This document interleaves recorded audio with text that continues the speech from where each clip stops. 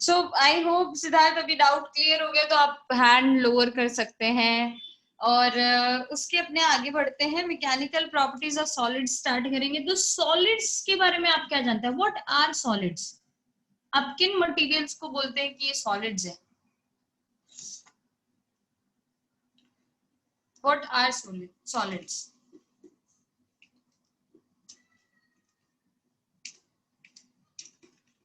कुछ तो आइडिया होगा, रुद्र को, पीयूषा को कुछ तो आइडिया होगा। मैम जिसमें मॉलिक्यूल्स एकदम टाइटली पैक्ड हो। मॉलिक्यूल्स एकदम टाइटली पैक्ड हो, उनके बीच का जो इंटर एटॉमिक या इंटर मॉलिक्यूलर डिस्टेंस मैं बोलूं वो फिक्स्ड हो। इंटर एटॉमिक डिस्टेंस या इंटर मॉलिक्यूलर डिस्टेंस जो है वो फिक्स्ड हो।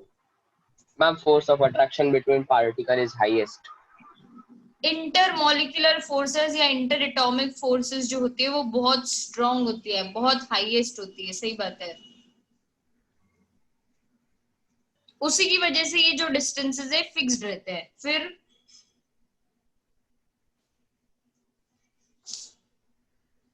बहुत बेसिक प्रॉपर्टीज आप लोग भूल रहे। Inter atomic, ma'am their shape can be change. no, they have definite shape and Yes, ma'am. volume and size. Their shape cannot be changed. They Ma'am, definite shape and volume.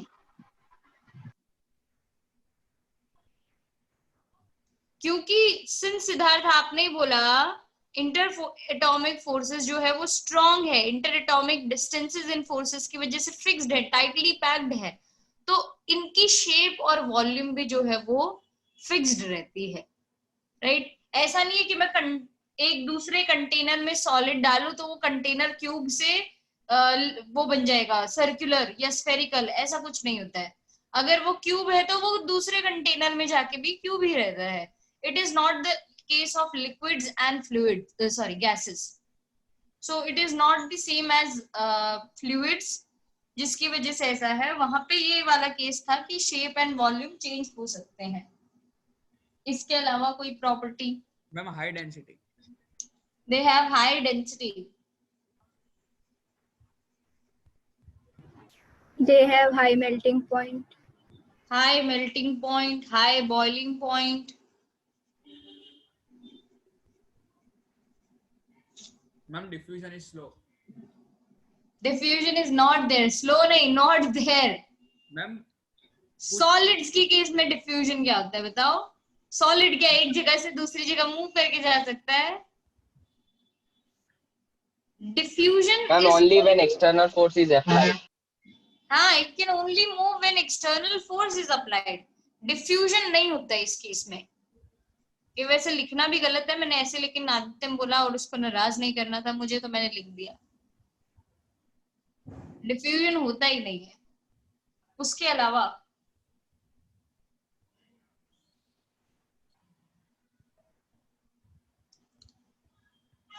ठीक है, enough है, अच्छी खासी properties अपनों ने लिख दी है। अब इसके अलावा अपने क्या बोलते हैं कि सॉलिड्स का जो स्ट्रक्चर होता है ना वो स्प्रिंग बॉल मॉडल की तरह है। स्प्रिंग बॉल मॉडल मतलब लेट्स से मैंने दो बॉल्स को स्प्रिंग से कनेक्ट किया हुआ है। स्प्रिंग की प्रॉपर्टी यू नो कि मैं अगर उसको कंप्रेस करूंगी तो वो अपने जैसे ही अपने हैंड्स रिमूव करूंगी वो वापस अपने मीन पोजीशन पे आ जाएगा। मैं उसको एक्सपैंड करूंगी, जैसे ही अपने हाथ रिमूव करूंगी वो वापस अपने मीन पोजीशन पे आ जाएगा। ये हमारे स्प्रिंग का केस होता है। स्प्रिंग में ये मोशन जो मतलब वापस अपनी शेप रीगेन कर लेना, ये किसकी वजह से पॉसिबल है? विच force is responsible for it? Restoring force. Very good. Restoring force is responsible in the case of spring, जिसकी वजह से वो अपने मीन पोजीशन पे वापस आ जाता है। तो अगर मैं इस बॉल पे कोई फोर्स लगा रही हूँ और उस फोर्स को रिमूव कर रही हूँ, तो रिमूव करने पे क्या होएगा, ये बॉल वापस इसी डिस्टेंस पे जहां पे वो अभी है उसी डिस्टेंस पे प्रेजेंट होगा। इसको हम बोलते हैं स्प्रिंग बॉल मॉडल। और सॉलिड के सारे मटेरियल, सॉलिड्स को भी हम इसी तरीके से विजुलाइज करते हैं। अभी आप लोगों ने मेरे साथ चैप्टर 7 तो पढ़ा नहीं है, बट चैप्टर 7 में हम बोलते हैं कि रिजिड बॉडी के बारे में हम डिस्कस करते हैं, मतलब पूरे ऑब्जेक्ट्स के बारे में। अभी तक 6th चैप्टर तक तो हम क्या करते थे, एक एक पार्टिकल को पॉइंट साइज्ड ऑब्जेक्ट मानते थे। अब चैप्टर 7 में जैसे ही हम एंटर होंगे ना, वैसे हम अपने पूरी रिजिड बॉडी को कंसीडर करने लग जाएंगे, मतलब सिस्टम ऑफ पार्टिकल्स को। There would be infinite number of particles in an object. उस केस में हम बोलते हैं rigid bodies are those bodies on which if you remove the force applied, then it will regain its shape back, it will not change its shape. तो अगर मान लो ये जो बॉल्स मैंने दिखाए हैं, लेट्स से ये एटम्स हैं या मॉलिक्यूल्स है किसी सॉलिड के, मैंने सॉलिड पे फोर्स लगाई। फॉर एग्जांपल ये स्केच पेन पे मैं बहुत बहुत बहुत ज्यादा फोर्स लगा रही हूँ, मैं इसको बहुत प्रेस करने की कोशिश कर रही हूँ, बट जैसे ही मैं ये फोर्स हटाऊंगी, क्या उसने अपनी शेप चेंज की? No, it did not change its shape. वो अपनी शेप रीगेन कर सकता है। फोर्स के फंक्शन क्या क्या होते हैं? What does a force do? कोई मुझे बता सकता है what are the 3 things a force can do? ये हमने चैप्टर नंबर 5 में सीखा हुआ है। Ma'am, changes position of object on which it is applied. Change the position या स्पीड ऑफ द ऑब्जेक्ट, बात सही है। Ma'am, shape also if it is too high. It can change the shape of the object. Ma'am, तीसरा नहीं। It can change the direction of motion. ठीक है, तो ma'am वो फर्स्ट में नहीं आया, द पोजीशन। पोजीशन वैसे हाँ, ये इसके साथ रिलेट होना चाहिए था। मैंने को पहले स्पीड लिखना चाहिए था और यहाँ पे पोजीशन स्लैश डायरेक्शन लिखना चाहिए था। बात सही है आपकी Siddharth. So position slash sorry speed, then position या direction of motion and shape. हमने अभी तक जो भी डिस्कशन किया था ना, वो इन दोनों के बारे में किया था। हमारे कोई भी 5th चैप्टर में 6th चैप्टर में जब फोर्स अप्लाई होती है, हमने बोला था कि ऑब्जेक्ट का शेप चेंज हो रहा है? No, we never did. We never did talk about it, right? So, force can change the shape of the object. ऐसी फोर्स को हम बोलते हैं डिफॉर्मिंग फोर्स। जो फोर्स ऑब्जेक्ट का शेप या साइज चेंज कर सकती है, उसको हम बोलते हैं डिफॉर्मिंग फोर्स। अब इस डिफॉर्मिंग फोर्स के रिमूवल पे मैं यहाँ पे लिखती हूँ, on the removal of deforming force,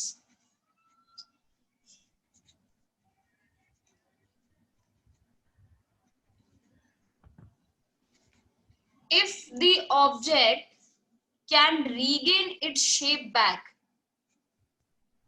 if the object can regain its shape back, it can return to its original size, then the object is said to be elastic body.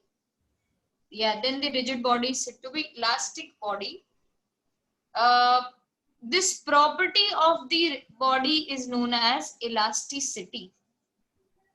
This property of the body is known as elasticity.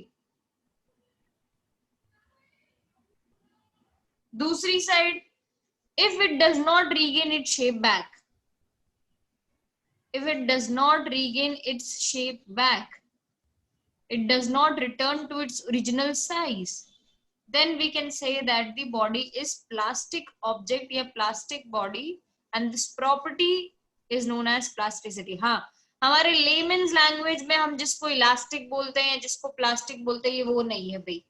These are different terms. आप सोचोगे elastic है तो वो जो हमारे क्या बोलते हैं कपड़ों में डलता है, वो इलास्टिक की बात तो नहीं कर रही है। हम जिसको स्ट्रेच कर सकते हैं वो इलास्टिक की तो बात नहीं कर रहे। नहीं, अगर बॉडी अपनी शेप रिगेन कर सकती है तो इलास्टिक है, और उस प्रॉपर्टी को हम बोलेंगे इलास्टिसिटी। अगर बॉडी शेप रिगेन नहीं कर सकते तो प्लास्टिक है, उस बॉडी को हम, उस प्रॉपर्टी को हम बोलेंगे प्लास्टिसिटी। नाउ इसके एग्जांपल्स मैं आपको दूं तो इसमें मैं बोलूंगी हमारे कोई भी मटेरियल आप कंसीडर कर सकते हो। लेट्स से मैं ये अपना ये बैंगल यूज करती हूँ, कड़ा यूज करती हूँ, ये इलास्टिक है क्योंकि मैं इस पे कितना भी फोर्स लगा दूं, howsoever large force I apply to it on it, मैं जैसे ही अपना हाथ रिमूव करूंगी, मैंने माइट बी पॉसिबल कि मैंने जब फोर्स लगा रखा है ना, तब क्या हो रहा है कि उसकी शेप चेंज हो रही है, बट मुझे तो नहीं दिख रहा है। मैंने जैसे ही फोर्स हटाया मुझे तो वो वापस ओरिजिनल शेप में ही दिख रहा है। ऐसा तो नहीं हो ना सर्कुलर ओवल बन गया या स्क्वायर बन गया या कुछ और हो गया, नहीं, वो अभी भी सर्कुलर है, राइट। तो ऐसे फोर्स को हम, ऐसे ऑब्जेक्ट को हम बोलते हैं इलास्टिक ऑब्जेक्ट, जो अपनी शेप रीगेन कर सकता है। दूसरी साइड में इसमें एग्जांपल दूं तो आप क्ले कंसिडर कर सकते हो। क्ले में आप जरा सा फोर्स लगाओगे, वो क्या होगा, अपनी शेप चेंज कर डालेगा।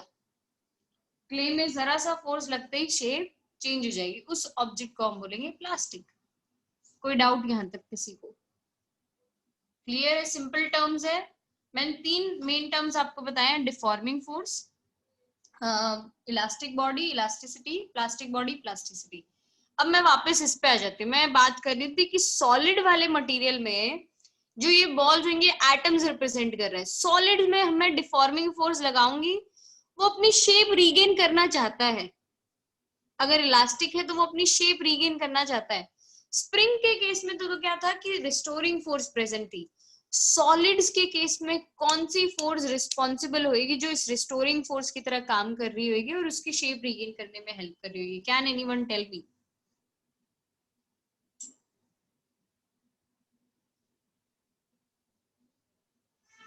Ma'am, can you repeat? Which type of forces are responsible for regaining the shape back in the case of solids? करें यार, आंसर ढूंढ सकते हो इधर उधर देखने की बजाय, ऐसे नहीं करो। मैम मैं फोर्स का नाम तो नहीं पता बट उसको पता है। Ma'am stress. No, stress is not right. पता है, एक एक चीज बताओ, फोर्स का नाम लिखा हुआ है इस पेज पे। Ma'am restoring force. No, restoring force कौन है? बोलते हैं उसको भी रिस्टोरिंग फोर्स है, बट सॉलिड्स के केस में which force is acting as restoring force? Deforming. ना, अब तो सारी फोर्सेस देख के बोल दे सिद्धार्थ कि कौन कौन सी फोर्सेस मैम ने लिखी हुई है, मैं वो सारे नाम ले देता हूँ। Siddharth, let me tell you, ये आंसर ना तूने ही दिया था इससे पहले भी। Inter atomic forces. यस, अभी वही बची है भाई, इंटर एटॉमिक फोर्सेस। ये सिद्धार्थ ने बोला था सॉलिड्स के केस में ma'am inter atomic forces of attraction are the strongest. Am I right Siddharth?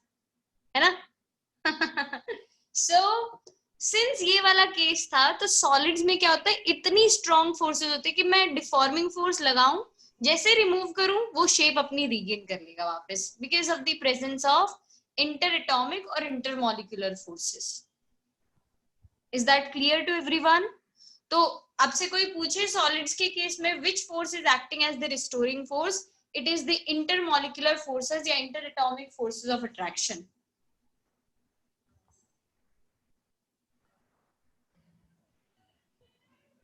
All right, moving ahead.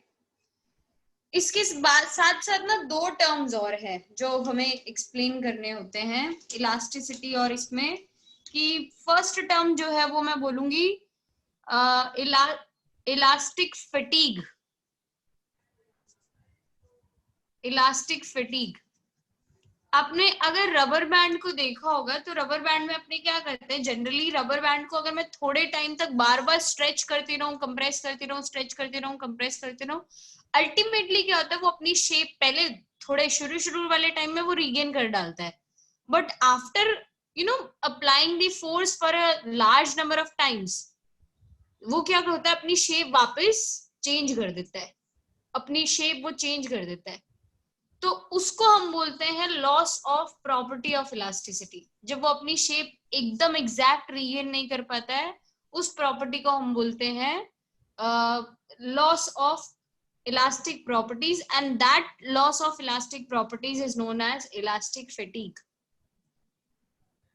That loss of elastic properties is known as elastic fatigue. इसका एक और example मैं आपको देती हूँ। आपने सुना होगा ब्रिजेस और क्या बोलते हैं हमारे बिल्डिंग्स रिकंस्ट्रक्शन में चले जाते हैं after so many years 10-15 years के बाद या 20 इयर्स के बाद बिल्डिंग्स रिकंस्ट्रक्शन में चली जाती है। हाँ डेफिनेटली उसका होता है, साइड बिजनेस चलता है भाई, पैसे बहुत आते हैं करप्शन में उससे, और गवर्नमेंट अपने पैसे लेके जाती है, बिल्डर अपने पैसे लेके जाता है, बहुत फायदा होता है, नो डाउट बहुत फायदा होता है। बट ये अनसेफ भी हो जाते हैं after these many years. Why? क्योंकि आपको पता है ब्रिजेस बनाते टाइम, बिल्डिंग्स बनाते टाइम आयरन रॉड्स डलते हैं या स्टील रॉड्स डलते हैं उसके अंदर, राइट? जब कोई स्टील रॉड पे लगातार ट्रक जैसा हैवी लोड, कितने न्यू टन्स होएगा, I don't know, maybe 1000 tons जैसा लोड उस पे से बार बार पास हो रहा है, मतलब इतना फोर्स इस आयरन रॉड पे लग रहा है, तो वो पहले तो क्या बेयर कर पाएगा थोड़े सालों तक, फिर अल्टीमेटली क्या आएगा, वो उसकी बेयरिंग कैपेसिटी खत्म हो जाएगी, वो अपनी शेप चेंज करने लग जाएगा, ऐसे बेंड होने लग जाएगा, ये ऐसा स्ट्रेट था तो ऐसा ऐसा होने लग जाएगा, तो चांसेस है ब्रिज जो अब इसके बाद है कोलैप्स हो जाएगा और अंदर गिर जाएगा। क्या आयन अपनी शेप रीगेन नहीं कर सकता था? कर सकता था, कर सकता था, पहले तक कर सकता था वो, but after so many times, after application of deforming force so many number of times, वो अपनी शेप रीगेन नहीं कर पा रहा है, अब नहीं कर पा रहा है, तो वो प्रॉपर्टी को हम बोलते हैं elastic fatigue. Ma'am, clay is also one of the example. क्या? Clay, clay. क्ले नहीं है, क्ले तो मैंने बोला ना प्लास्टिक ऑब्जेक्ट है, मैं जरा सा फोर्स लगाऊं चेंज कर देता अपनी शेप, क्या रीगेन कर पाता है क्या अपनी शेप? नो, वो तो मैं जैसा उसको मोल्ड करना चाहती हूँ क्ले को, वो वैसा हो जाता है, ठीक है? तो दैट इज इलास्टिक फटीग। किसी को कोई इस टर्म में डाउट? परिश्री, तनीषा, रुद्र, डाउट किसी को? No ma'am. All right, Rudra नहीं है क्या? रुद्र और परिश्री है नहीं? है मैम, वो मेरे सामने ही बैठा है। ठीक है ठीक है। All right, next elastic fatigue के आगे हम चलते हैं, इलास्टिक आफ्टर इफेक्ट। आपने स्पंज देखा होगा, स्पंज को आप जब ऐसा कंप्रेस करते हो, स्पंज को कंप्रेस करते हो, तो जैसे आप डिफॉर्मिंग फोर्स हटाओगे, मतलब कंप्रेशन आप अपना हटाओगे, वैसे वो अपनी शेप रीगेन कर लेता है वापस। पहले अगर मैंने इतना सा कर दिया और जैसे मैंने हटाया, वो स्पंज अपनी शेप रीगेन कर लेगा वापस। अब वो शेप रीगेन करने में जो उसको टाइम लगा होगा, whether it be 1 second, whether it be 1 millisecond, microsecond, nanosecond, picosecond, whatever small time it may be, वो जितना टाइम उसको लगा होगा, टाइम डिले आया होगा, उसको हम बोलते हैं elastic after effect. That is known as elastic after effect. कोई डाउट इसमें किसी को? ठीक है। So now you what you need to do is आपको अपने नोट्स में, ऑल राइट चलो आगे बढ़ते हैं, वो अपने चलते हैं इस पे। फेरिन तेरी शक्ल उल्टी कैसे हो गई? What are you trying to do?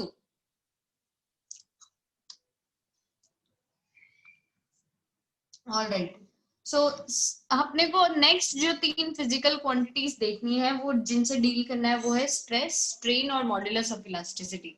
जब भी हम इलास्टिसिटी के बारे में पढ़ते हैं, हमें ये 3 क्वांटिटीज के बारे में पता होना चाहिए, not the terms which are in layman's language, ठीक है?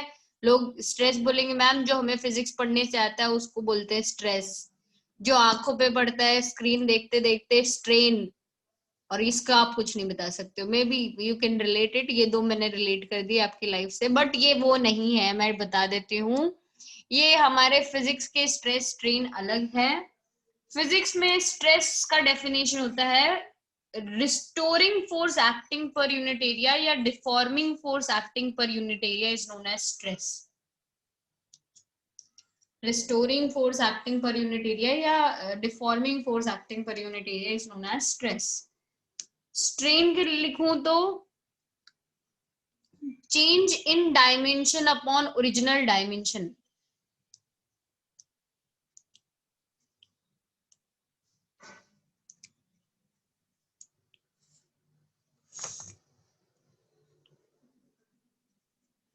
मतलब चेंज इन डायमेंशन का क्या मतलब होएगा कि अगर मान लीजिए मैंने स्ट्रेस अप्लाई किया किसी ऑब्जेक्ट पे, मैंने फोर्स अप्लाई किया, फोर्स पर यूनिट एरिया को हमने बोला स्ट्रेस, तो जब मैंने स्ट्रेस अप्लाई किया होगा उसकी शेप में कुछ चेंज आया होगा जब तक डिफॉर्मिंग फोर्स अप्लाइड है। वो शेप में जहां पे भी चेंज आ रहा है, मान लीजिए लेंथ में चेंज आ रहा है, तो मैं बोलूंगी change in length upon original length would be equal to strain. Change in length upon original length is equal to strain. ये इनका डेफिनेशन हो जाएगा। अगर मैं इनकी यूनिट्स की बात करूं तो स्ट्रेस का यूनिट बनेगा फोर्स की वजह से न्यूटन, एरिया की वजह से मीटर स्क्वायर, तो न्यूटन पर मीटर स्क्वायर, जिसको हम पास्कल भी बोल सकते हैं, न्यूटन पर मीटर स्क्वायर या पास्कल। इधर ऊपर भी डायमेंशन है, उधर ऊपर भी लेंथ होएगा, नीचे भी लेंथ होएगा, यूनिट क्या रह जाएगा?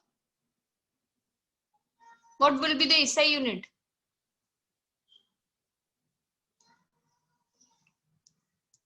नो आइडिया, किसी को भी नहीं आइडिया। ऊपर भी लेंथ नीचे भी लेंथ, क्या हो जाएगा? No unit. No unit. Ratio है तो नो यूनिट। हाँ, नो यूनिट। रेशियो है तो नो यूनिट, और रेशियो भी सेम क्वांटिटीज का है। रेशियो तो इसका भी है बट सेम क्वांटिटीज का है, राइट। और डायमेंशंस की मैं बात करूं तो डायमेंशंस के लिए फोर्स की वजह से आएगा ml t-2, और नीचे एक l स्क्वायर और था, नीचे l स्क्वायर और है, तो ये बन जाएगा ml-1 t-2। ये हमारे स्ट्रेस के डायमेंशंस हो जाएंगे। और यहाँ पे सिंस नो यूनिट तो नो डायमेंशंस आल्सो। सिद्धार्थ, अभी तक मैंने कुछ एक्सप्लेनेशन में तो बोला ही नहीं है। मैंने ये बोला है कि स्ट्रेस को अपने लिखेंगे कैसे? Force per unit area. Formula है उसका फोर्स पर यूनिट एरिया। मान लो मैंने इस पेज पे कुछ फोर्स अप्लाई करनी स्टार्ट की, इस पेज पे जब मैंने फोर्स अप्लाई किया तो इस पे पर यूनिट एरिया पे इसके जो फोर्स लग रहा होगा ना उसको हम बोलेंगे स्ट्रेस। That's it. डेफिनेशन ही दिया है अभी मैंने सिर्फ इसका, ठीक है। Stress is defined as deforming force या restoring force per unit area। But ये होता किस केस में है? ये हमारे याद रखना हमेशा, डिफॉर्मिंग फोर्स और रिस्टोरिंग फोर्स तभी आएगा, स्ट्रेस तभी यूज होगा जब शेप में चेंज आ रहा हो ऑब्जेक्ट की, लेंथ में, वॉल्यूम में, ब्रेड्थ में, उसमें चेंज आ रहा हो, तब उसको हम बोलेंगे स्ट्रेस, ठीक है। मैम मैम आपकी स्क्रीन मैम आपकी उल्टी हो स्क्रीन गई। रोटेट हो गई।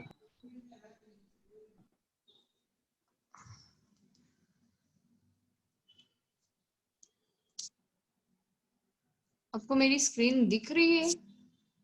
मैम दिख रही है पर वो रोटेट हो गई है। पता नहीं, मेरी स्क्रीन मुझे तो दिख ही नहीं रही है, पता नहीं क्या हो गया। मैम ब्लैक हो गई, मुझे भी नहीं दिख रही।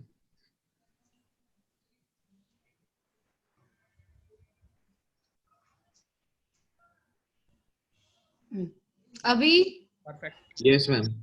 ठीक है।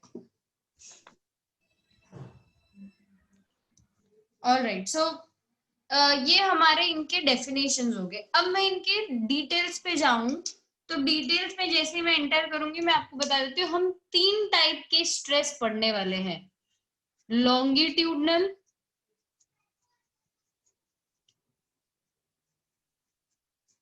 फिर नॉर्मल स्ट्रेस या volumetric. Volumetric is better term यहाँ पे यूज कर सकती थी मैं, पता नहीं मैंने क्यों नहीं किया। Volumetric stress and shearing stress. अगर आपके फोर्स अप्लाई करने की वजह से किसी ऑब्जेक्ट की लेंथ में सिग्निफिकेंट चेंज आ रहा हो, मतलब मैंने फोर्स इस तरीके से अप्लाई किया कि किसी की लेंथ में सिग्निफिकेंट चेंज आ गया, सिर्फ लेंथ में ज्यादा मेजर चेंज लेंथ में आया है, तो मैं बोलूंगी कि जो फोर्स पर यूनिट एरिया तब आपने अप्लाई किया होगा उसको हम बोलेंगे longitudinal stress. Excuse me. The force per unit area when length is changing is known as longitudinal stress। But अगर फोर्स इस तरीके से अप्लाई किया गया कि पूरे ऑब्जेक्ट के हर एक पार्टिकल पे फोर्स लग रहा है और उसकी वजह से क्या हो रहा है, उसकी वॉल्यूम में चेंज आ रहा है। फॉर एग्जाम्पल मैं किसी बलून को फुलाऊं, उसमें हवा भरूं, तो क्या होता है, उसके हर एक पार्टिकल पे कुछ ना कुछ फोर्स लगता है और उसका बलून का शेप ऐसे ऐसे ऐसे ऐसे धीरे धीरे बड़ा होता जाता है। तो उसकी पूरी वॉल्यूम में चेंज आ रहा है। जैसे जैसे उसका शेप बढ़ेगा उसकी हर एक पार्टिकल पे फोर्स लग रहा है। ऐसा तो नहीं है बलून एक साइड से सिर्फ बढ़ता जाता है और दूसरी साइड से बढ़ता ही नहीं है, दूसरी साइड से वो ऐसा ही रहता है, नहीं। वो अलग टाइप के बलून्स होते हैं डेफिनेटली, जो जो ऐसा लीनियरली बढ़ रहे होते हैं। बट जनरली जो अपने गोल गोल वाले बलून होते हैं ना, वो तो ऐसे ही शेप चेंज करते हैं। उस केस में जो फोर्स पर यूनिट एरिया लगता होगा ना, उसको हम बोलते हैं वॉल्यूमेट्रिक स्ट्रेस। फॉर्मूला आप बोलोगे मैम एक ही एक लिखे जा रहे हो, F by A, F by A, F by A, मैं बोलूंगी यहाँ पे भी मैं ऐसे ही करूंगी, F बाई ए। सब में हो फॉर्मूला सेम ही आ रहा है, सिर्फ things are going to change कि किस पर्टिकुलर क्वांटिटी में सिग्निफिकेंट चेंज देखने के लिए मिलेगा। यहाँ पे हमें लेंथ में दिखेगा, यहाँ पे हमें वॉल्यूम में दिखेगा, और यहाँ पे हमें शेप में दिखेगा।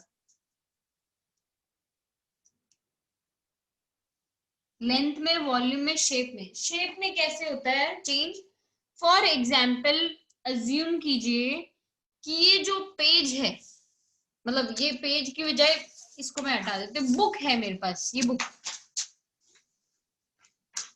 ये बुक के केस में इसका नीचे वाला बेस जो है फिक्स्ड है, ये यहाँ पे जो नीचे वाला बेस है वो फिक्स्ड है, इसका ये मूव नहीं हो सकता नीचे से। बट मैंने क्या किया, इसके ऊपर फोर्स अप्लाई करनी चालू कर दी, सिर्फ ऊपर वाली लेयर पे।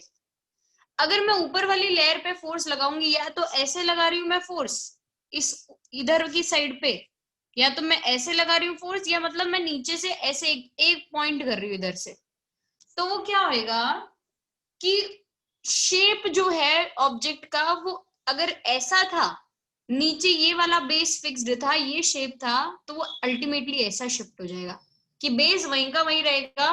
ये क्यूब दिख रहा था मुझे, अब ये बन जाएगा पैरेललोपाइड। पहले जो मुझे क्यूब दिख रहा था वो बन जाएगा पैरेललोपाइड, या पैरेललोग्राम जैसा शेप जो आपको दिखता है, बट 3D में पैरेललोपाइड बोलते हैं उसको। ठीक है, बेस अभी भी फिक्स्ड है, सिर्फ ऊपर का शेप चेंज हो गया है। ऐसे केस में हमारा आता है shearing stress.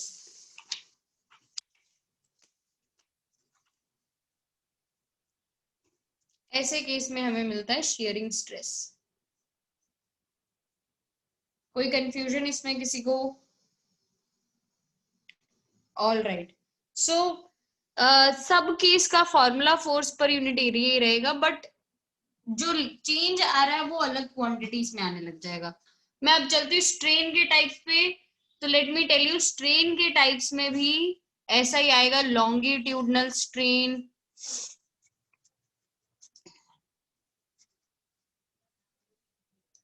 Volumetric strain,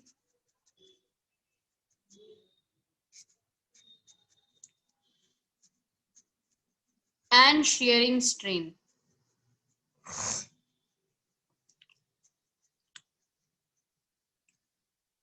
formula अगर मैं लिखूं तो यहाँ पे आएगा, सिंस यहाँ पे लेंथ चेंज होगी तो delta L by L, depending on type of stress उसके टाइप का स्ट्रेन आ जाएगा। अगर लेंथ में चेंज आ रहा है तो लॉन्गिट्यूडनल स्ट्रेन, वॉल्यूम में चेंज आ रहा है तो वॉल्यूमेट्रिक स्ट्रेन, और शेप में चेंज आ रहा हो तो शियरिंग स्ट्रेन। इसके लिए मैं आपको रेकमेंड करूंगी, आप अपने नोट्स में शियरिंग स्ट्रेन के बाजू में एक फिगर बना हुआ होगा, फिगर नंबर 4, अब चेक कीजिए, फिगर 4 है, मे बी ऐसा शेप चेंज करने वाला वो दिखा रखा होगा नोट्स में, है फिगर 4 ही सिद्धार्थ, फिगर 4 ही है वो। ऑल राइट, उसमें आपको दिख रहा होगा कि पहला जो बेस था फिक्स्ड था, ऐसा ऑब्जेक्ट था मेरा फ्रंट फेस जिसका मुझे ऐसा दिख रहा था। फिर हमने फोर्स अप्लाई करना शुरू किया सिर्फ एक ही लेयर पे, टॉप लेयर पे फोर्स अप्लाई करना स्टार्ट किया। अब उसका शेप बन चुका है कुछ इस तरीके का, मतलब वो अपने ओरिजिनल शेप से ऐसा चेंज होके बन चुका है। तो आपको दिखा रखा होगा कि ये जो एंगल है उसको हम बोलते हैं फाई, अगर मैं ये tan phi मेजर कर दूं तो हमें मिल जाता है शेयरिंग स्ट्रेन। अगर मैं tan phi मेजर कर दूं तो हमें मिल जाता है शेयरिंग स्ट्रेन। अब ये tan phi है किसके इक्वल, कि ये तो थी हमारी ओरिजिनल लेंथ, और ये जो डिस्प्लेसमेंट आया है, मतलब ओरिजिनल पोजीशन से वो कितना दूर भाग गया है, उसमें मैं बोलूंगी x ले लो उस पार्ट को, तो tan phi is actually equal to x by l। Shearing strain is equal to x by l या tan phi।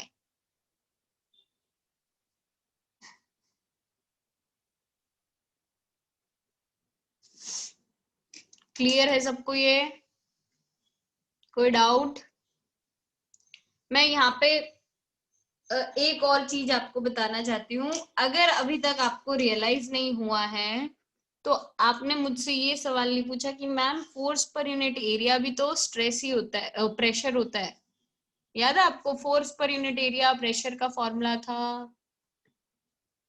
9th standard, long time ago ऐसा हुआ था आपकी लाइफ में। Force per unit area was known as pressure. तो आप लोगों ने ये नहीं पूछा कि स्ट्रेस और प्रेशर में डिफरेंस क्या है। Let me tell you, longitudinal stress के और भी नाम होते हैं। Longitudinal stress is known as compressive stress और tensile stress।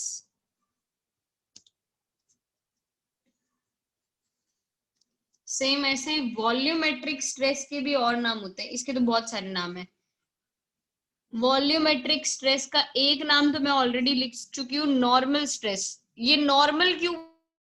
वॉल्यूम चेंज करने के लिए जो फोर्स लगता है ना, वो हर एक पार्टिकल पे परपेंडिकुलर लगना चाहिए, तभी पूरा का पूरा वॉल्यूम चेंज होएगा। हर एक पार्टिकल पे परपेंडिकुलर फोर्स। इसके लिए मैं आपको एग्जांपल दूं तो आप एक बलून लेकर जाना और बकेट में पानी जिसमें भरा हो, उस बकेट में वो बलून को अंदर अंदर डालते जाना, इमर्स करते जाना। वो बलून पे जो शेप होएगा उसका श्रिंक होने लग जाएगा। क्यों? क्योंकि लिक्विड क्या होता है, लिक्विड ऐसा नहीं देखता कि बलून अंदर आया। लिक्विड हर एक पॉइंट पे, हर एक साइड से क्या करने लग जाता है, फोर्स लगाने लग जाता है। उसके अराउंड जो भी वाटर मॉलिक्यूल्स होंगे वो सारे उस पर फोर्स लगा रहे होंगे। जब वो फोर्स लगा रहे होंगे तो धीरे धीरे धीरे धीरे वो श्रिंक होने लग जाएगा, या इन्फ्लेट भी हो सकता है। वो दोनों ही पॉसिबल चीजें हैं। अगर फोर्स एक्सीड हो गया तो इन्फ्लेट हो जाएगा, वरना वो श्रिंक होने लग जाएगा। राइट? सो ऐसे केस के अंदर सिंस फोर्सेस जो है वो परपेंडिकुलर लग रहे थे, उसको हमने बोला नॉर्मल स्ट्रेस। मैं एक क्वेश्चन पूछती हूँ आपसे, किसी भी सरफेस पे जब फोर्स परपेंडिकुलर लगता है, उस फोर्स को अपने क्या नाम देते थे? Force acting perpendicular to any surface. Normal नहीं बोलते हैं, force acting perpendicular to any surface. 9th standard में सीखा हुआ आपने, आर्किमिडीज प्रिंसिपल के अराउंड।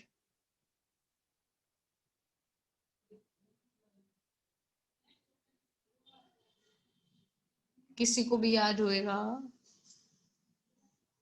आदित्य? नहीं, बुएंट फोर्स नहीं होता है। बुएंट फोर्स आर्किमिडीज प्रिंसिपल के पार्ट था। Ma'am thrust. थ्रस्ट बिल्कुल राइट है, very good. Thrust is a force which acts normal to the surface. पढ़ा हुआ है ऐसा कुछ? नहीं? ए झूठे कहेंगे, चल चल दोनों जने झूठे। ए 9th स्टैंडर्ड का टॉपिक है ये, मना करना कि नहीं मैम आया ही नहीं हमें। Thrust is normal force acting on any object, याद रखना, ठीक है? सो अगर थ्रस्ट पर यूनिट एरिया की मैं बात करती थी 9th में, फिर से मैं याद करवाती हूँ। 9th में थ्रस्ट पर यूनिट एरिया को क्या बोलते थे?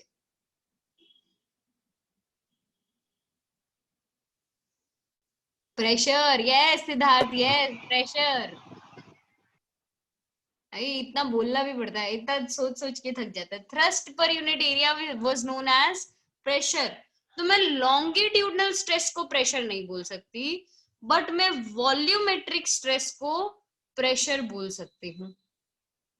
Not all types of stress are pressure, but all pressure are types of stress, ऐसा मैं बोलूंगी। ठीक है? क्या क्या डाउट है सिद्धार्थ? बोल। मैम मेरे को ये डाउट था कि मैम जब हम पानी को पर्टिकुलर ऐसे कहीं भी गिरा दे तो वो हमेशा सर्कुलर फॉर्म में भी दिखता है। उसका इस चैप्टर से रिलेटेड नहीं है, वो चैप्टर 10 में लास्ट सेशन में आएगा। उसका रीजन होता है सरफेस टेंशन, ठीक है, लास्ट पार्ट में आएगा चैप्टर 10 के, कि वाई सर्कुलर शेप या वाई स्फेरिकल, सर्कुलर ना बोल के वाई स्फेरिकल शेप, जो भी ड्रॉप होती है ना वो स्फेरिकल शेप एक्वायर करने की कोशिश करती है। Yes, उसका रीजन सिद्धार्थ एंड में मैं क्लास के बताती हूँ देखो, क्योंकि अगर तेको अर्जेंसी हो जानने की, ऐसा मन में उत्सुकता बढ़ती हुई तो मैं एंड में बता देती हूँ क्लास के, बट अभी नहीं, ठीक है। ऑलराइट, सो मैंने इसके बाकी नाम भी लिख दिए हैं। Volumetric stress is normal stress, pressure, bulk stress या हाइड्रोस्टैटिक स्ट्रेस। हाइड्रोस्टैटिक मतलब it is related to fluids, जो मैंने आपको पानी का एग्जांपल दिया ना बकेट वाला। हाइड्रोस्टैटिक मतलब when fluids are at rest, force acting per unit area was known as hydrostatic stress. Next हमारा shearing stress। Since shearing stress के केस में फोर्स जो है एक लेयर पे लगती है और वो भी टेंजेंट के अलोंग, एक लेयर पे लगती है वो भी टेंजेंट के अलोंग, इसको हम बोलते हैं टेंजेंशियल स्ट्रेस। यहाँ पे इसको बोला जाता है टेंजेंशियल स्ट्रेस। तो ये सारे नाम हैं। आपसे कोई प्रेशर और स्ट्रेस के बीच का डिफरेंस पूछ ले तो आप प्लीज बता देना कि ये डिफरेंस होता है इन दोनों के बीच में। अब हम आगे बढ़ने के लिए रेडी है थर्ड पार्ट पे जाने के लिए, which is modulus of elasticity. Modulus of elasticity चालू करने से पहले मैं दो चीजों के बारे में, दो चीज नहीं, एक लोग के बारे में और एक चीज के बारे में बताऊंगी। यहाँ पे जो आप पढ़ोगे उस बंदे का नाम आएगा हुक, रॉबर्ट हुक। तो यहाँ पे हुक्स लॉ करके हम बताएंगे। और इससे पहले मैं एक और बताऊंगी इलास्टिक लिमिट के बारे में, जो किसी ने सवाल मुझसे पूछा नहीं था, एक्सेप्ट फॉर परिश्री। पेज के ये चैप्टर के पहले पन्ने पे इलास्टिक लिमिट लिखा हुआ था, मैंने सिर्फ वो टर्म एक्सप्लेन नहीं किया था ऑन पर्पस, एंड किसी ने वो डाउट में पूछा भी नहीं, किसी ने पूछा भी नहीं, रीड किया ही नहीं तो पूछेंगे कैसे। बट परिश्री डिड आस्क दैट, तो इसलिए मैंने परिश्री को बोला आदित्य तेरा भी ध्यान नहीं था, पता नहीं पढ़ा नहीं कि वेट कर रहे कि आप समझाओगे इसलिए। हाँ, तो मैं जब पेज रीड करने के लिए बोला तो तूने पूछा नहीं मैम आपने ये टर्म बताया नहीं। मैंने पीछे पढ़ा है इलास्टिक लिमिट, 2 बार पीछे यील्ड पॉइंट भी दिया है, मेरे को लगा कि आप समझाओगे इसलिए। ठीक है आदित्य, बच जाती होगी, टाइम वेस्ट होता है इसलिए। ठीक है। ओह बाकी सबका टाइम वेस्ट ना, माय गॉड सच महान इंसान। ऑलराइट, तो इलास्टिक लिमिट हम किसको बोलते हैं? हर एक ऑब्जेक्ट में क्या होता है कि बेयर करने का एक पावर होएगा कि जब तक वो शेप अपनी चेंज नहीं करेगा। मतलब जैसे फॉर एग्जांपल मैं वापस अपने इसी कड़े की बात करती हूँ कि 1 न्यूटन फोर्स पे शेप नहीं चेंज हो रहा है, 2 पे नहीं हो रहा है, 3 पे नहीं हो रहा है, 4 पे नहीं हो रहा है, बट अल्टीमेटली कोई तो एक ऐसा फोर्स आएगा जिसके बाद क्या होगा, ये अपनी शेप परमानेंटली चेंज कर देगा, राइट? अब इसकी शेप परमानेंटली चेंज हो जाएगी। That maximum force is known as elastic limit, but हम elastic limit को force की तरह ना डिफाइन करके stress की तरह डिफाइन करेंगे। The maximum amount of stress which a body can bear without undergoing permanent change in shape is known as elastic limit. The maximum amount of stress which the body can withstand, which the body can bear without undergoing permanent change in shape is known as elastic limit. Simple definition. What happens if you cross elastic limit? तो elastic limit cross करने के बाद अपना reason आता है plastic reason, जहां पे object अपनी शेप परमानेंटली चेंज कर डालेगा। ऑब्जेक्ट अपनी शेप चेंज कर डालेगा तो आफ्टर दैट पॉइंट एक ऐसा भी पॉइंट आएगा, फिर भी मैं फोर्स बढ़ाती जाऊंगी ना तो ऐसा पॉइंट आएगा जहां पे वो ब्रेक हो जाएगा, ऑब्जेक्ट ब्रेक हो जाएगा। ऐसा तो नहीं है ना कोई ऐसा ऑब्जेक्ट हमें मिला हो जो कभी टूट ही ना सकता हो, इट इज अनब्रेकेबल, ऐसा नहीं होता है। हर एक ऑब्जेक्ट का यहाँ पे ब्रेकिंग पॉइंट होता है, फ्रैक्चर पॉइंट जिसको हम बोलते हैं। बट वो आता कब है? Beyond elastic limit. Elastic limit से पहले नहीं आता, it comes beyond elastic limit, क्योंकि elastic limit is the maximum amount of stress which the body can bear without undergoing permanent change in shape. Now Hooke's law का इसमें क्या role है? Hook भाई साहब कौन थे, मैं थोड़ा बता देती हूँ। इंग्लैंड की रॉयल सोसाइटी में, इंग्लैंड की रॉयल सोसाइटी में बहुत मतलब इंपॉर्टेंट पोजीशन थी इसकी। He was you know invigilator बोलो या एग्जामिनर बोलो, कोई भी आप पेपर सबमिट करोगे ना तो वो चेक करने का काम रॉबर्ट हुक का था। आइंस्टाइन के साथ बहुत राइवलरी थी इसकी, इसने आइंस्टाइन का पेपर रिजेक्ट कर दिया था। आपने फोटो इलेक्ट्रिक इफेक्ट सीखा होगा, आइंस्टाइन वो पेपर लेके गया रॉबर्ट हुक भाई साहब के पास कि भाई देखो मैंने लाइट को पार्टिकल की तरह पढ़ना सीखा है, लाइट वेव नहीं है पार्टिकल है। वो बोलता बकवास, भागो यहाँ से जाओ, ये ऐसा नहीं होता है। But ultimately Einstein was right, हम फोटो इलेक्ट्रिक इफेक्ट सीख रहे हैं। हुक्स की वहां पे थोड़ी बेइज्जती हुई बट कोई बात नहीं, उसने सहन कर लिया। उसकी पोजीशन बहुत थी भाई, इंग्लैंड में रॉयल सोसाइटी, आप सोच सकते हो इंग्लैंड कितनी बड़ी पोजीशन पे है all over the world, right. So वहां की रॉयल, और उससे पहले अभी तो मैं कितने सालों पहले की बात कर रही हूँ, 100-150 साल पहले तो इंग्लैंड का और भी वो होता है ना खौफ था बहुत, ऐसा वो रेप्यूटेशन था पूरे वर्ल्ड में वैसा वाला। और उसकी भी रॉयल सोसाइटी में काम करने वाला researcher, examiner, paper checker, my God, such huge respect for him. ऐसा वाला बंदा आके आइंस्टाइन को जब रिजेक्ट करता है तो उसकी कोई इज्जत होगी। ये हुक्स लॉ के बारे में आपने शायद चैप्टर 6 में अगर वीडियो देखे हो तो पढ़ा होगा। बाकी वीडियो देखने की उम्मीद नहीं है मुझे। मैम वो कितना भी रॉयल हो, आखिर पढ़ना तो हमें ही था ना। लेकिन उसी की कही हुई बातें पढ़ रहे हो ना तुम तो। मैं पूछ रही थी 6th चैप्टर के वीडियो देखे क्या? 6.3 के स्प्रिंग वाला जो केस था। हाँ हाँ, बहुत मुंडी हिलाते जाओ बस ऐसे ही, नहीं देखे देख लो भाई, किसका वेट कर रहे हो? टेस्ट आने का। हाँ, वीडियो देख के खत्म करो, वहां पे भी हुक्स लॉ है, वो हुक्स लॉ इसी से रिलेटेड है। हुक्स लॉ कहता क्या है कि with in elastic limit, within elastic limit, stress is directly proportional to strain. Within elastic limit, stress is directly proportional to strain.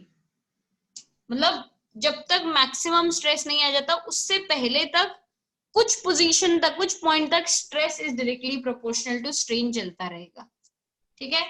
जब ये बंद हो जाएगा ना होना तो उसको हम बोलते हैं, वो लिमिट को हम बोलते हैं प्रोपोर्शनल लिमिट। कि when stress is not directly proportional to strain, that limit is known as proportional limit.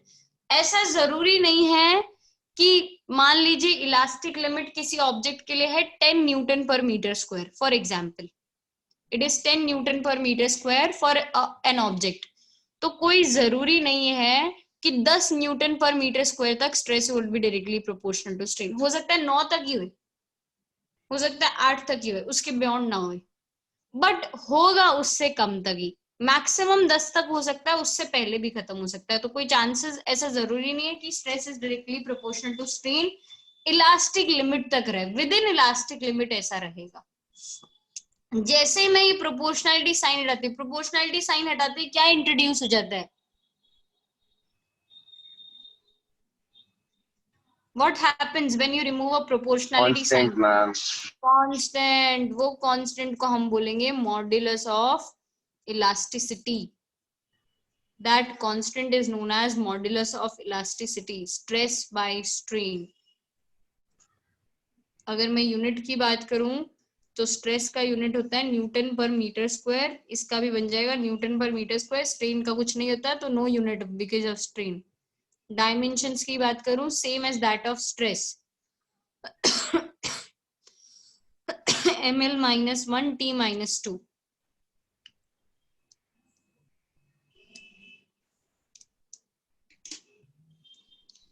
तीन टाइप के मॉड्यूलस ऑफ इलास्टिसिटी, सेम ऐसे ही जैसा लेंथ में चेंज आए तो जो हम मॉड्यूलस ऑफ इलास्टिसिटी बोलेंगे उसको हम बोलते हैं यंग्स मॉड्यूलस।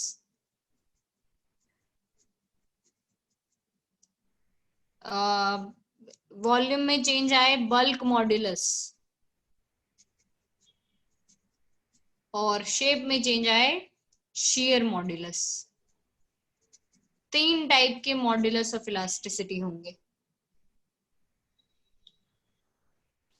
किसी को कोई डाउट इसमें? सिद्धार्थ बहुत आलस बिखेर रहा है, तो बस बहुत हो गया अब। ये देख फेरिन सो रहा है, झपकियां ले रहा है फेरिन। फेरिन बहुत डांट पड़ेगी तेरे को। नो मैम, सच्ची में तू झपकी ले रहा था अभी। No ma'am. हाँ देखा मैंने, देखो जाके, हाँ मुंह धो के, पानी पी के आ, मुंह धो के जा, फटाफट जा। ये देखिए, ये भी आंखें मसलने लग गया। भाई 11 बज रहे हैं सुबह के, कोई दोपहर के 3 नहीं बज रहे हैं जो अभी झपकी लेने लग गए हो तुम लोग। अरे मैम हम लोग बहुत सिंसियर हैं, रात को पढ़ते हैं, देर रात को। हाँ हाँ, बहुत सिंसियर आदित्य, मैम प्लीज। रात को पूरे 9 बजे तक पढ़ते हैं मैम। पूरे 9 बजे तक? माय गॉड, इतना कैसे कर लेते तुम लोग? हम सुबह के 9 बजे तक बस। चलो मैं तुम्हें 2 मिनट का ब्रेक दे देती हूँ। अब मैं आपसे मतलब कुछ सवाल पूछूंगी, आपको सोच के उसका आंसर देना है विद इन 5 सेकेंड्स, ओके? या फटाफट फटाफट, मैं अभी नाम लूंगी, उसके बाद अपने चालू करते हैं। Rudra, I'll start with you. Rudra, you need to tell me the SI unit of longitudinal stress. Length. SI unit of longitudinal stress.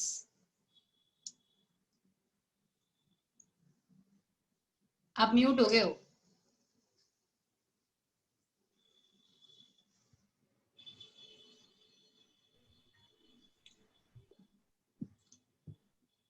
No idea. Newton per metre square. हाँ सेम ही था भाई। SI unit of volumetric stress. Same. Same बोलने से नहीं चलाती मैं, same बोलना अलाउड मीटर नहीं। Square. Yes. SI unit of shearing stress. Newton per metre square. Sure? पक्का तीनों में सेम आएगा? Newton per metre square? इतना कंफ्यूज नहीं है भाई, तीनों में सेम आएगा। सब में formula force per unit area है, तो तीनों में सेम ही आएगा, right? Aditya, SI unit of longitudinal strain. No unit, no dimension. SI unit of shearing strain. तीनों में no unit, no dimensions.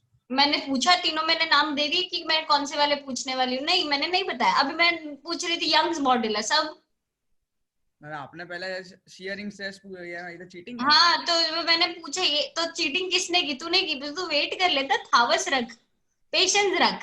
Every second is important. हाँ, जो तू सोने में बर्बाद कर देता है वो इम्पोर्टेंट नहीं होता है ना। 6 घंटे। अब देख, every second is important and still you are arguing with me. How many seconds you have wasted now? Next. SI unit of shearing strain. No unit and no dimension. No unit. SI unit of volumetric strain. No unit and no dimension. Ferrin, dimensions for longitudinal stress. No dimension. हाँ stress बोला है भाई मैंने। अरे stress, stress, length. Dimensions पूछ रही हूँ मैं। यहाँ पे देखो भाई, लिखे हैं। हाँ मैम, लेंथ ही आएगा ना। लॉन्गिट्यूडनल स्ट्रेस पूछा ना मैम आपने। हाँ, उसके डायमेंशंस क्या होंगे? लेंथ थोड़ी ना होता है डायमेंशन यार। अरे yes. ML -1 T -2, come on. अच्छा डायमेंशनल फॉर्मूला, ओके। हाँ MLT। My God, shit, मैंने डायमेंशनल फॉर्मूला नहीं बोला, मेरी गलती हो गई है ना पेरेंट्स? नहीं डायमेंशन ही आएगा। All right, Ferrin, SI unit of bulk modulus. SI unit of bulk modulus, Newton meter per square. Newton per meter square. Newton per meter square, sorry. Dimensions for volumetric strain. Volumetric strain, no unit, no dimensions. No dimensions. Great. Kiyosha, SI unit of Young's modulus. Newton per meter square. Dimensions for shear modulus. Same Newton per meter square. Dimensions beta, dimensions. Sorry. ml minus 1 t minus 2. Dimensions for volumetric stress. Rest. अच्छा same ml minus 1 t minus 2. Good. Parishri, what if I change the stress? What happens to modulus of elasticity? मैं अगर stress increase कर दूं modulus of elasticity पे क्या फर्क पड़ेगा? The strain will also increase. Modulus of elasticity पे क्या फर्क पड़ेगा? स्ट्रेस मैंने बढ़ाया तो मॉड्यूलस ऑफ इलास्टिसिटी बढ़ना चाहिए, कम होना चाहिए, क्या होएगा? If you increase stress, what happens to modulus of elasticity? It will also increase. It will also increase. If you decrease stress, what happens to modulus of elasticity? It will decrease. It will decrease. Siddharth, what happens if you increase strain? Modulus of elasticity पे क्या effect होगा?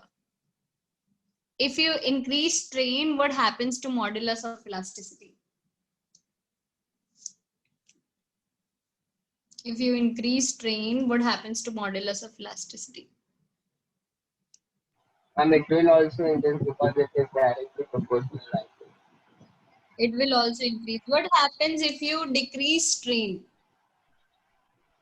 Ma'am, modulus will increase in direct proportion. Right. It will decrease. If strain increases, modulus of elasticity decreases. ऐसा आप लोगों का कहना है, मेरा कहना नहीं है. ठीक है? नहीं मैम, मैंने उल्टा बोला. मैंने बोला स्ट्रेन अगर इंक्रीज होगा तो मॉड्यूलस डिक्रीज हो जाएगा. हाँ, वही मैं बोल रही हूँ ना. If strain increases, modulus of elasticity decreases. If strain Yes, decreases, modulus of elasticity increases. That's what you were trying to say, right? मैंने नहीं बोला है भाई, ये सिद्धार्थ ने, परिश्री ने बोला है. अभी मैं बता देती हूँ, मैंने ऐसा नहीं बोला कि ऐसा होगा. ठीक है? तनीषा, ये मॉड्यूलस ऑफ इलास्टिसिटी पे क्या फर्क पड़ेगा अगर मैं स्ट्रेस बढ़ा दूं तो? It will increase, ma'am. It will increase. चलो ठीक है. आपको 10th याद है थोड़ा बहुत? चलो 9th में तो मैंने देख लिया कि नहीं, you are very bad. 10th थोड़ा बहुत याद है? ऐसा करके फॉर्मूला सीखा था क्या आप लोगों ने? V is directly proportional to I, या V is equal to IR. Ohm's law. अरे ज्यादा क्वेश्चन नहीं पूछूंगी मैं आपसे. हम यहाँ पे लिखते थे R is equal to V by I. अच्छा, वोल्टेज बढ़ाते थे तो रेजिस्टेंस पे क्या फर्क पड़ता था? हाई होता था मैम. हाई हो जाता था. वोल्टेज कम करते थे तो लो हो जाता था. मैम, ऐसा कुछ भी नहीं होता था. ये लड़के को कुछ याद नहीं है. बाकियों को भी फेरिन भी बोल रहा है मैम हमें कुछ याद नहीं है. ऐसा करके फॉर्मूला सीखा था कि R is equal to rho L by A. फेरिन, माय गॉड, सब में कंफ्यूज्ड. रुद्र, तुमने सीखा था क्या? नहीं मैम, याद नहीं आ रहा. भाई ऐसा होता था, ये धोखे होते थे हमारे साथ. तुम्हें याद? अभी जस्ट 10th पास करके आया थोड़े टाइम पहले. Resistance remains same. Yes. Voltage बढ़ाऊं, वोल्टेज कम करूं, करंट बढ़ाऊं, करंट कम करूं, कोई फर्क नहीं पड़ता था रेजिस्टेंस पे. Resistance was independent of voltage and current. क्यों? वोल्टेज बढ़ाते थे उसी सेम अमाउंट में करंट बढ़ जाता था. Ratio would remain Same. Constant. Siddharth, stress बढ़ाया उसी सेम अमाउंट में स्ट्रेन बढ़ गया. Ratio would remain constant. वैसे भी इसको कांस्टेंट की तरह इंट्रोड्यूस किया था हमने, भूल रहे हो? सिद्धार्थ नहीं बोला था मैम जैसे ही प्रोपोर्शनलिटी साइन हटाओगे वैसे ही कांस्टेंट आ जाएगा. तो ये कांस्टेंट की तरह इंट्रोड्यूस हुआ है ना. It is the ratio of stress by strain. It is independent of stress and strain. ना वो स्ट्रेस पे डिपेंड करता है ना स्ट्रेन पे डिपेंड करता है। नोट्स में से फाइंड आउट करके बताओ कौन से फैक्टर्स पे मॉड्यूलस ऑफ इलास्टिसिटी डिपेंड करता है।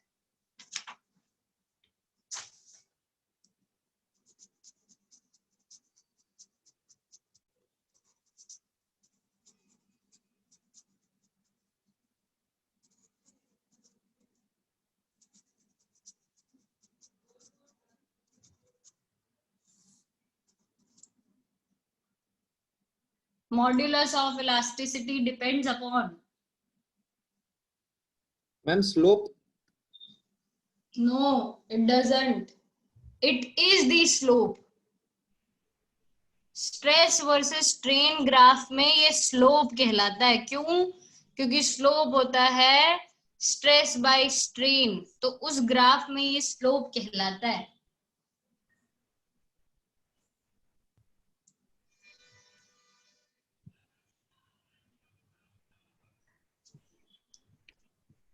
you're really not able to find ये किस पे डिपेंड करता है? बहुत क्लियरली दे रखा है। Nature of material, body, nature of material, it depends on nature of material. Then temperature of the body, temperature of the body. Then the manner in which the body is deformed. yes, the manner in which the deformation takes place. मतलब अगर length का deformation होएगा, which modulus of elasticity you are going to consider? Length में change आएगा तो कौन सा modulus of elasticity लोगे? यंग्स। अगर वॉल्यूम में चेंज आए तो बल्क, और अगर शेप में चेंज आए तो shear modulus. So that is the case कि जिसकी वजह से ये इसलिए जो थर्ड पॉइंट है वो डिपेंड करता है उस पे। मैं थोड़ा और डिटेल में जाती हूँ। यंग्स मॉड्यूलस, बल्क मॉड्यूलस और shear मॉड्यूलस का आपको फॉर्मूला लिखवा देती हूँ। Y, B and eta. Y is Young's modulus, B is bulk modulus, eta is shear modulus. Force, stress upon strain है, longitudinal stress upon longitudinal. Y is longitudinal stress upon longitudinal strain. Longitudinal stress is nothing but F by A upon delta L by L, which is equal to FL upon A delta L. ये Young's modulus का formula हो गया। Bulk modulus volumetric stress upon volumetric strain. ये बन जाएगा F by A, जिसको हम pressure भी बोल सकते हैं इस केस में, upon delta V by V। तो इसका फॉर्मूला बनेगा PV upon delta V. Bulk modulus would be PV upon delta P. And shear modulus में shear stress upon shear strain.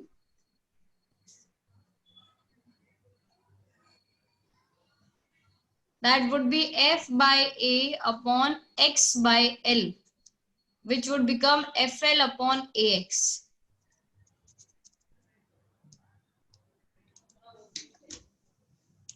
Young's modulus सिर्फ सॉलिड्स के लिए डिफाइन होता है, क्योंकि लिक्विड्स में लेंथ चेंज नहीं होती है। लिक्विड में लेंथ चेंज नहीं होती है, ब्रेड्थ चेंज नहीं होती है। बल्क मॉड्यूलस सॉलिड्स, लिक्विड्स और गैसेस तीनों के लिए डिफाइंड होता है।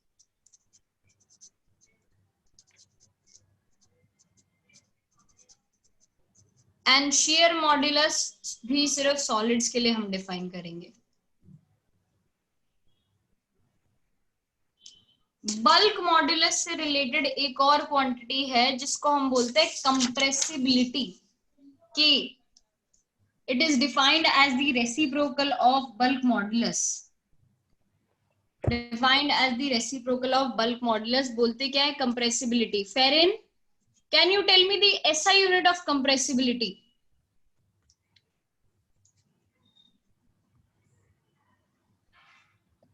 मैम कंप्रेसिबिलिटी का मतलब स्ट्रेस ही होगा ना? It is reciprocal of bulk modulus. अब सोच के बताओ। बल्क मॉड्यूलस का ऐसा यूनिट क्या था? Yes, ma'am. Just a second, ma'am.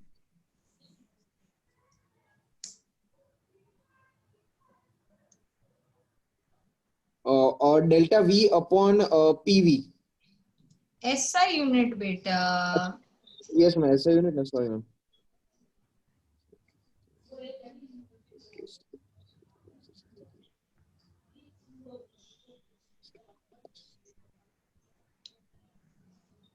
Yes Rudra, Sorry, ma'am. Metre square by newton. Bulk modulus का फेरेन था न्यूटन पर मीटर स्क्वायर, इसका बन जाएगा मीटर स्क्वायर पर न्यूटन, उल्टा हो जाएगा. डायमेंशंस, कोई तो बता दो डायमेंशंस.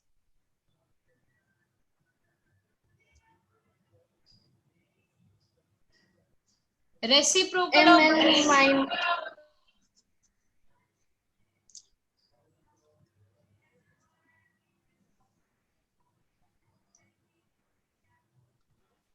मैम m -1 होगा. ml -1 -2. m minus 1 ma'am m -1 T2 T2. m minus 1 LT square. That would be the dimensions, just opposite. Out of solids, liquids and gases. Out of solids, liquids and gases, कौन सबसे ज्यादा compressible होगा? सबसे ज्यादा compressibility किसकी है? Gases. Gases, definitely. तो compressibility factor is greatest for gases, least for solids. अच्छा, कंप्रेसिबिलिटी फैक्टर अगर गैसेस के लिए सबसे ज्यादा है तो बल्क मॉड्यूलस गैसेस के लिए क्या होगा? सबसे कम, least value. Bulk modulus is greatest for solids, least for gases. Greatest for solids, least for gases. ठीक है, कोई डाउट यहां तक किसी को?